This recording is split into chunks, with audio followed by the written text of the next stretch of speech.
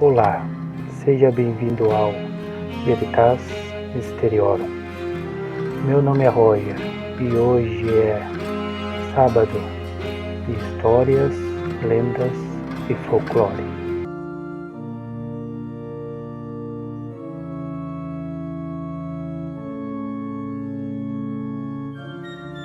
Olá, a lenda do flautista de Hamelin é uma das narrativas mais fascinantes e enigmáticas do folclore europeu. Uma história que entrelaça fatos históricos, mitologia e lições morais. Originária da cidade de Hamelin, na Baixa Saxônia, Alemanha, ela ganhou notoriedade global pelos irmãos Grimm no século XIX, mas suas raízes remontam à Idade Média, possivelmente a um evento ocorrido em 1284. A história começa em 1284, quando Hamelin, uma cidade medieval às margens do rio Weser, enfrentava uma suposta infestação de ratos. Um homem misterioso, conhecido como flautista, aparece com uma oferta: livrar a cidade dos roedores em troca de uma recompensa. Vestido com roupas multicoloridas, ele toca uma melodia hipnótica com sua flauta, atraindo os ratos para fora da cidade. Em algumas versões, os ratos se afogam no rio Weser. Em outras, simplesmente desaparecem. Os moradores, porém, quebram a promessa, recusando-se a pagar o combinado, seja por ganância ou descrença.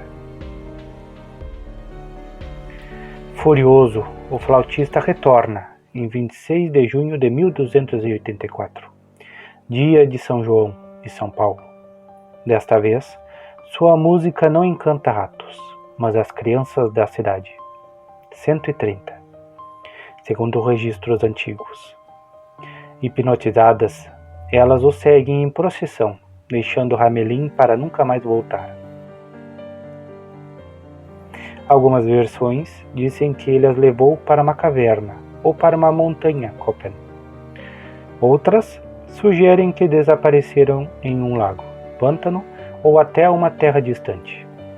A tragédia marca Hamelin para sempre, transformando a história em um alerta sobre promessas quebradas e consequências devastadoras. Essa narrativa, imortalizada pelos irmãos Grimm em 1816, na coletânea Deutsches Sagen, baseia-se em contos orais e documentos medievais. Johann Wolfgang von Goethe mencionou a lenda em seu poema Der Rattenfänger, Caçador de Ratos, e Robert Browning a popularizou no mundo anglófono com The Pied Piper of Hamelin, 1842. Apesar das variações, o cerne permanece. Um flautista carismático, uma traição e uma vingança que ecoa através dos séculos. A aparência do flautista é um dos traços mais marcantes da lenda, carregada de simbolismo. Ele é descrito como um homem alto, magro e de presença magnética, vestindo roupas vibrantes e multicoloridas, em contraste com o vestuário monótono da Idade Média.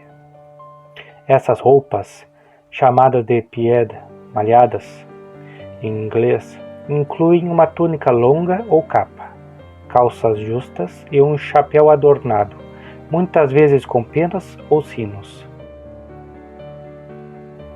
O padrão pode ser quadriculado, listrado ou com cores como vermelho, amarelo, verde e azul, evocando um visual de menestrel ou bobo da corte.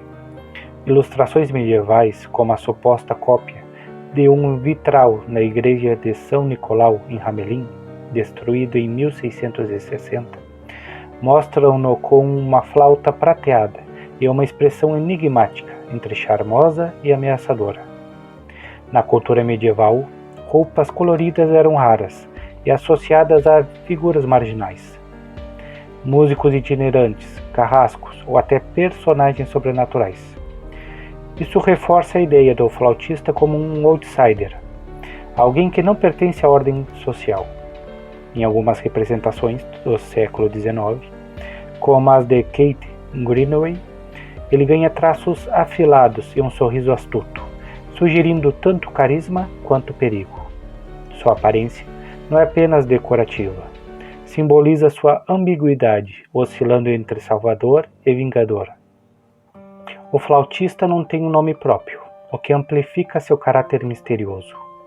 Em alemão, ele é chamado de Rattenfänger, caçador de ratos, destacando sua função inicial, ou Flötenspieler, flautista, enfatizando seu instrumento.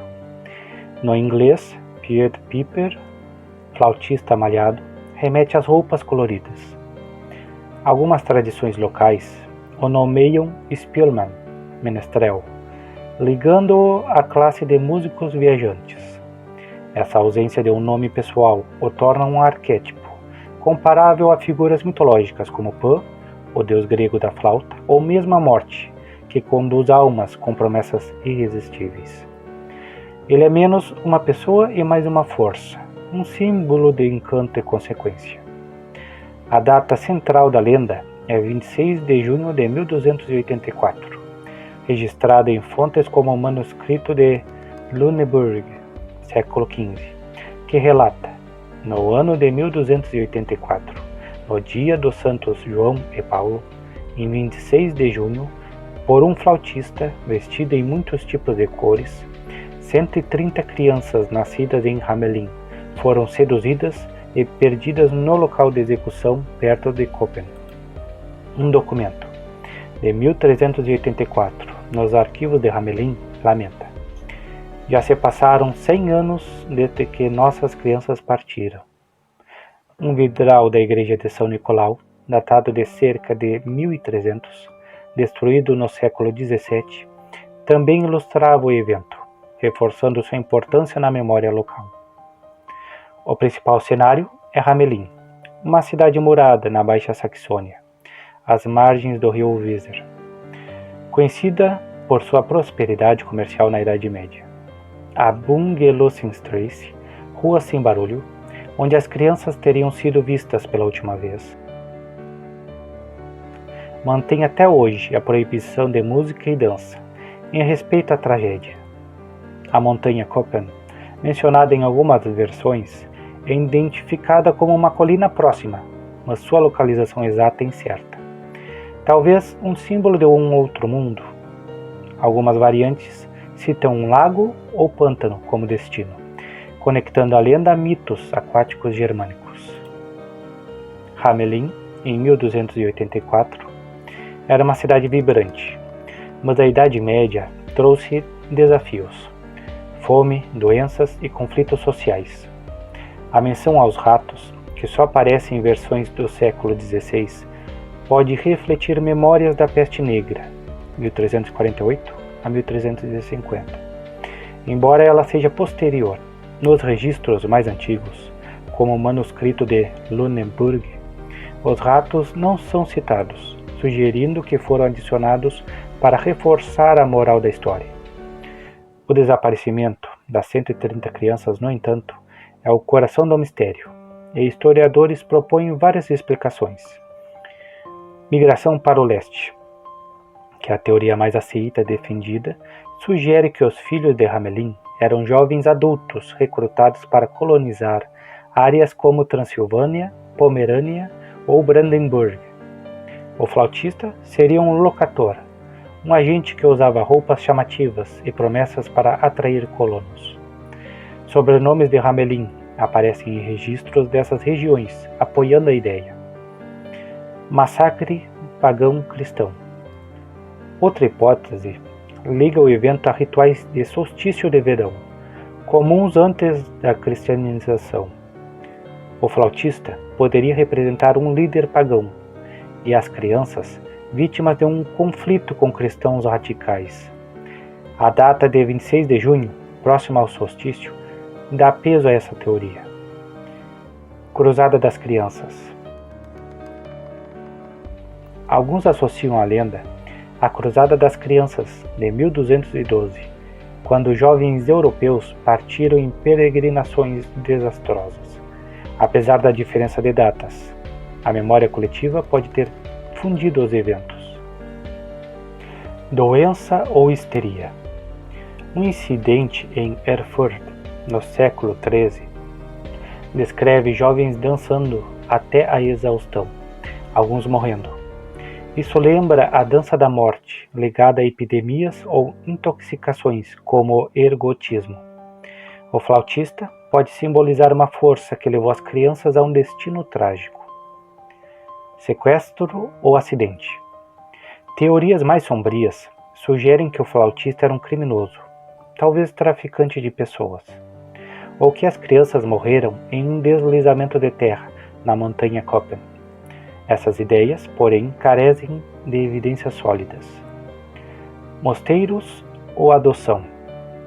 Uma visão menos violenta propõe que as crianças foram enviadas a mosteiros ou adotadas por outras comunidades, devido à pobreza local. Mas o trauma registrado indica algo mais grave. Desastre natural. Alguns especulam que um deslizamento de terra ou inundação perto do Koppenberg causou a perda das crianças, com o flautista como um bode expiatório para uma tragédia inexplicável. Registros geológicos da região, no entanto, não confirmam tal evento. Tráfico humano.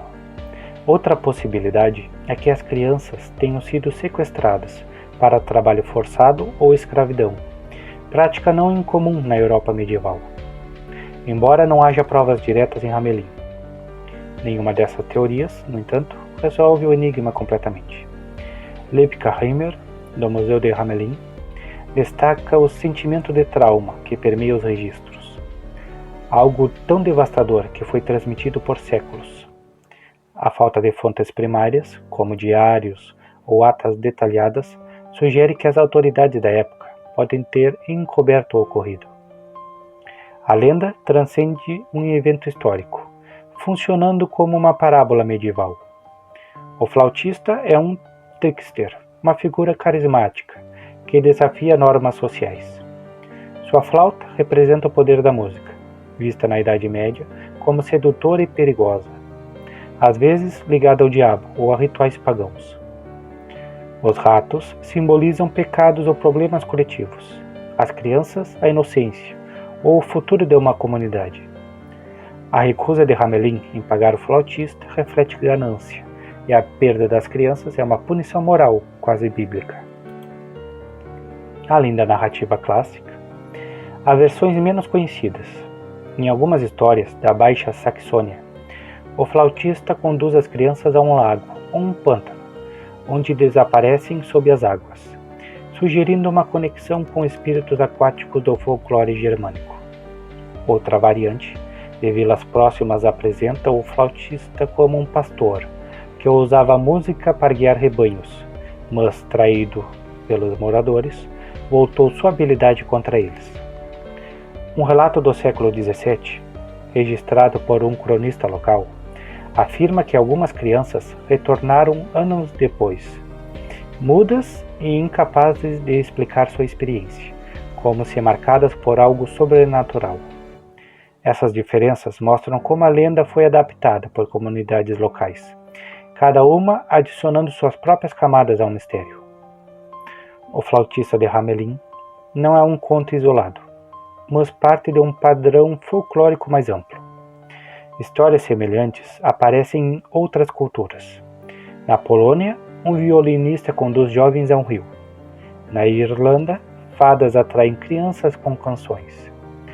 Esses paralelos sugerem um motivo indo-europeu comum, onde a música atua como portal para outro reino. Na Alemanha, o flautista é comparado a figuras como Lorelei, a sereia do Reno que encanta com sua voz. Essa conexão reforça a ideia do flautista como um símbolo de transição entre vida e morte, realidade e mito. Agora vamos a alguns detalhes menos conhecidos, como o simbolismo numérico. O número 130 pode ter um peso simbólico. Na numerologia medieval, números como 13, apóstolos mais Cristo, eram significativos. Alternativamente, pode ser uma estimativa exagerada de um grupo menor, amplificada pela tradição oral. Motivos musicais. A melodia do flautista, nunca descrita, mas folcloristas a associam à Liederspiel, canções hipnóticas usadas por menestréis para atrair multidões. Alguns sugerem que a flauta era na verdade um chaun, um instrumento de palheta, ou gaita de foles, comuns na época. Leis de Hamelin, no século XIV, enfatizam a importância de honrar dívidas, talvez refletindo uma culpa coletiva por uma promessa quebrada ligada ao flautista. Esse foco legal sugere um impacto cultural duradouro. Escavações perto do Koppenberg e do Visa não encontraram túmulos coletivos ou artefatos que confirmem uma tragédia em massa. Isso não descarta um evento pequeno, mas amplificado pela memória. Hamelin vive da lenda. Com 60 mil habitantes, a cidade preserva sua arquitetura medieval, casas em chaimel, prédios renascentistas, e celebra o flautista como parte de sua identidade. A Rattenfängerhaus, Casa do Caçador de Ratos, exibe uma inscrição sobre o evento, e o Museu de Hamelin explora suas raízes históricas e míticas. Michael Boyer, um ator americano que interpreta o flautista há décadas, guia visitantes com sua capa vermelha e flauta, personificando o enigma. A Bungelosenstrasse, silenciosa por tradição, é um lembrete do luto coletivo. Para os moradores, a lenda é mais que turismo, é uma ferida histórica que ainda ressoa como nota Liebig Riemer, um trauma que atravessou gerações. O flautista de Hamelin é um quebra-cabeça narrativo, parte história, parte mito, parte advertência. Seja um recrutador de colonos, um líder pagão, um símbolo da morte, ou algo mais sinistro, ele captura a imaginação porque toca em verdades humanas. A fragilidade da confiança, o peso das escolhas, o medo do desconhecido. Em Hamelin, a melodia do flautista ainda ecoa, não como som, mas como um mistério que desafia respostas e nos mantém encantados séculos depois. E se você chegou até aqui, curta o vídeo, inscreva-se e até o próximo vídeo.